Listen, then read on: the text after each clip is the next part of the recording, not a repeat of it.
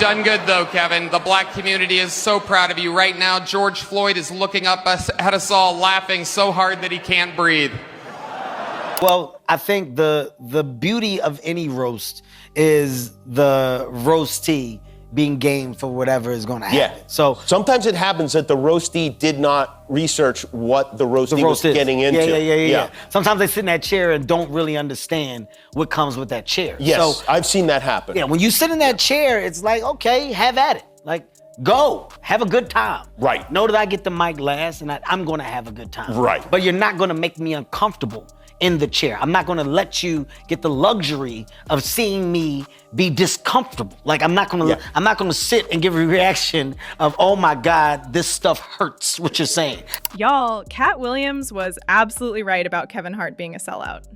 It's easy to say Kevin isn't funny, and that's why his recent show didn't sit well. But truth is, that roast was nothing more than a humiliation ritual, as Kevin sat there, laughed, and co-signed those white comedians. And his ex-wife, Torrei Hart, is happy that we are finally able to see Kevin for who he really is. A man that will step on anyone, even the dead, as long as he gets to please his white masters.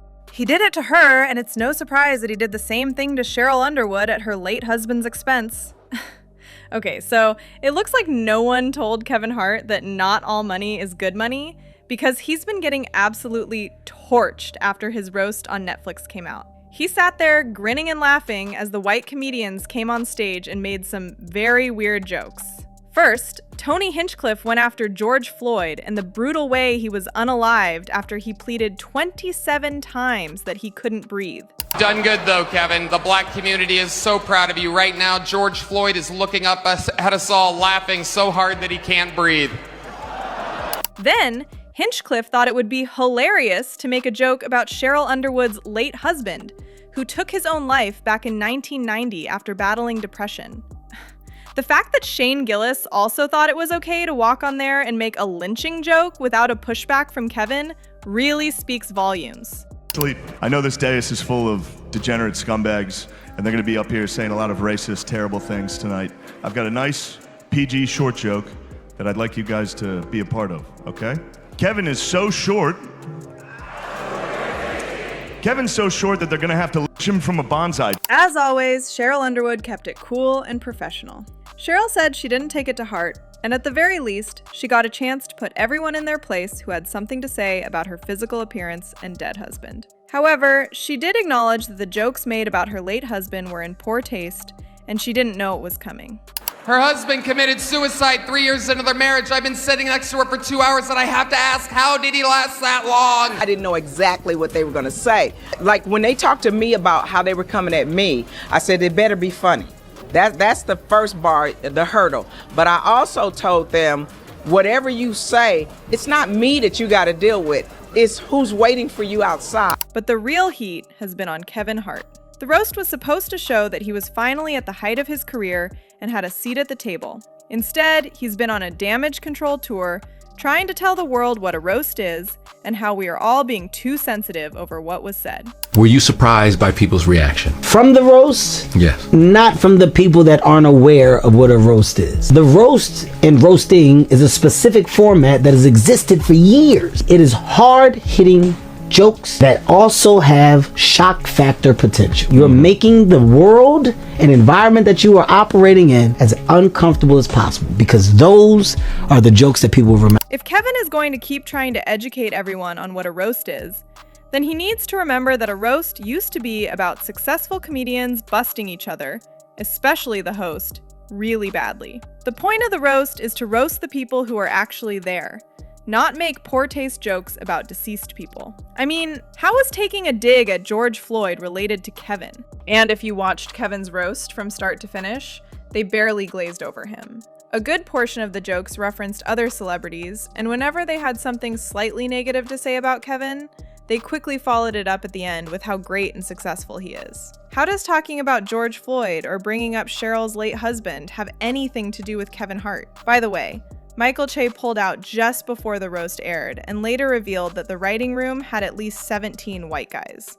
So he knew how the jokes were going to turn out and wanted nothing to do with it. And remember, this is Kevin's production. Kevin made it even worse when he went on The Breakfast Club and defended Tony Hinchcliffe. He said that just because it was a distasteful joke to the black community doesn't mean other people didn't find it funny. Yeah, the George Floyd joke, it wasn't a tasteful joke to our culture, to our audience, but our audience that's watching the roast, if you're watching the roast, you get why they're doing it. You get why the racial humor is on the table. Like, it's not, I wasn't shocked. Like, that's what they do. 1 minute, Kevin would brag about how the roast was his production. He was in control of everything and was proud of it. Next minute, he's acting like his hands were tied and he was as stumped as the rest of us. It's my production. We're live. The more is what? Like, what is it that you expect me? You want me to take a live production and stand up and fight Tony or have a reaction? Like, Tony told a joke. It wasn't a tasteful joke to us. We didn't like it. Okay. Hey, man, fuck that joke. Remove me from it. I didn't say it. If you are upset that the night went on, that's a different conversation. It's nothing I can do. It's a production. It's a live production. I'm not compromising the live production for a reaction of what? What do you want me to do? I'm drag him off? Yet insiders clearly said how picky Kevin was about the jokes that were played. It was okay to joke about his ex-wife, but nothing about his children or cheating was on the table. He didn't want people saying jokes like, "Kevin, you are so talented, but you are the worst cheater. With your build, I assumed you'd be better at sneaking around." Kevin is one of the few comedians without a single allegation. When he found out about the Me Too movement, he was shocked. He was like, "People are saying no to things?" Kevin, I was so disappointed when you did the Riyadh Comedy Festival because on a human rights level, no one should be forced to listen to your comedy sober. So these could get cut, but not the George Floyd jokes? And remember when they accused Kevin of being homophobic after his old tweets resurfaced? The tweets came out in 2019, shortly after he was announced as the host of the Oscars. And do you know what he did? He immediately stepped down from hosting the Oscars and kept apologizing until we were tired of seeing his face everywhere.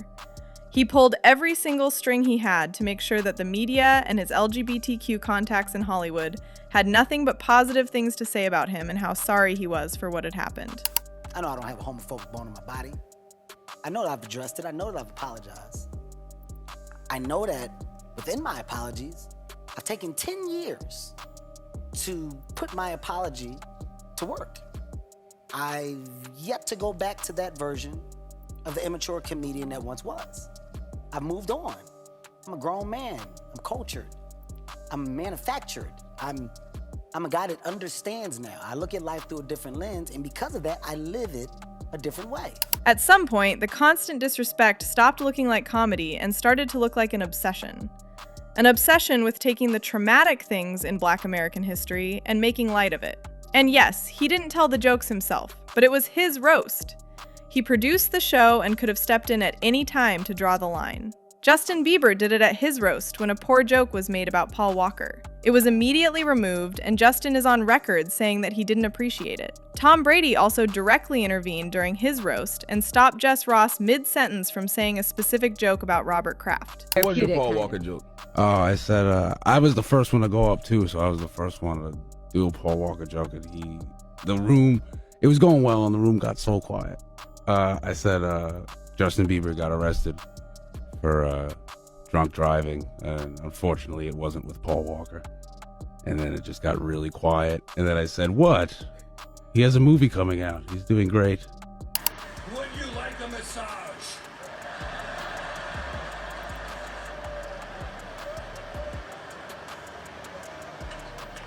I love Robert Kraft. I love that shit again. Okay. But all of a sudden, it's the Black community that's too sensitive and can't take a joke? Other Black comedians have been going after Kevin, especially his ex-wife, Torrei Hart. The two of them basically started their journey together back when he was a no-name comic on the East Coast. She was very involved in writing and developing jokes during the early days of his comedy career, and she even helped to shape the delivery of many of his comedy sets during the first decade of his career. But as soon as Kevin got a taste of what success could look like, Torrei saw how quick Kevin was to act a fool and get laughed at, as long as it kept the door open for him. I mean, think about it for a minute. How many comics have you seen turn from being a small-time comedian on the East Coast to a movie star in Hollywood overnight? He was able to have 2 major comebacks.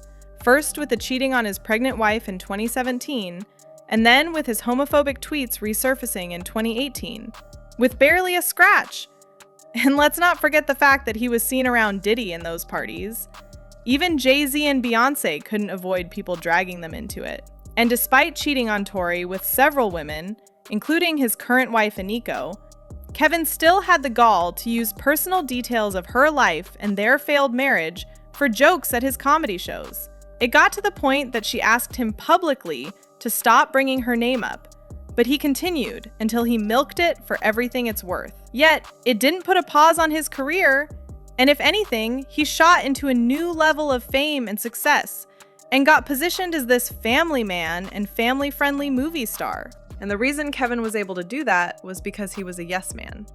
He never said no to anything and was more than okay to play into stereotypes to get white audiences laughing at him. The roast was the height of it, and as expected, so Kevin's rise to the top happened because he had the type of mentality that made industry executives want to elevate him. He wasn't the most hardworking or funny comedian, but was willing to take the check, stay in line, and not bite the hand that feeds him. That's why he finally wore a dress after years of claiming he would never do it, and how he always plays into racial and professional stereotypes in his movies.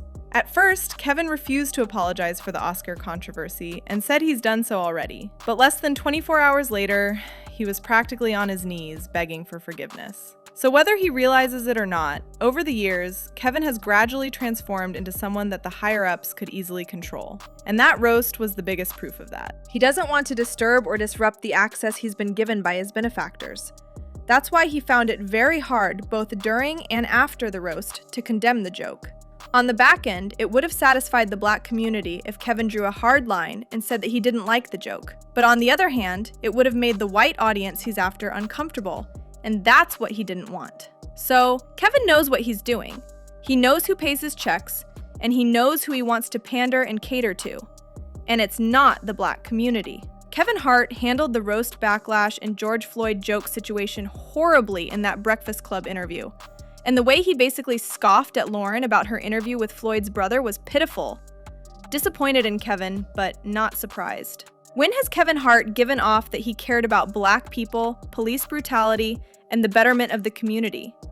The Kevin Hart I followed gave Hollywood sellout who only cares about money, status, and his fame. If the roast is about Kevin Hart, what the F does George Floyd have to do with this? Please stop pissing me off. Do you guys think Kevin is a sellout and never cared about the black community?